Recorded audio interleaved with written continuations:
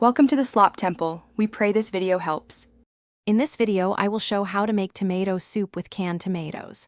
First, let's gather our core ingredients. You'll need 2 28-ounce cans of crushed or diced tomatoes, about 4 cups of vegetable or chicken broth, and some basic aromatics like onion and garlic. Having everything prepped makes the cooking process smooth and enjoyable. This simple start ensures a delicious and comforting soup. Next, we'll build our flavor base. Heat 2 tablespoons of olive oil in a large pot over medium heat.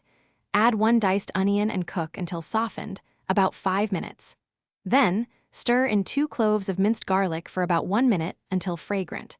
Incorporate a tablespoon of tomato paste and cook for another minute to enhance its sweetness. This step is crucial for a robust and savory soup. Now it's time to bring it all together. Add your 2 28-ounce cans of tomatoes and 4 cups of broth to the pot. Bring the mixture to a gentle simmer, then reduce heat and let it cook for at least 15 minutes, allowing the flavors to meld. Season with 1 teaspoon of salt, 1/2 teaspoon of black pepper, and a pinch of sugar to balance the acidity. Blend until smooth for that perfect creamy consistency. To finish, stir in about 1/4 cup of heavy cream or milk for a luxurious texture, if desired. Taste and adjust seasonings as needed. Serve your homemade tomato soup warm, perhaps with a sprinkle of fresh basil or some crispy croutons. It's perfect for a cozy meal. Don't forget to check the description below for the link to Little Tree's black ice and other great deals.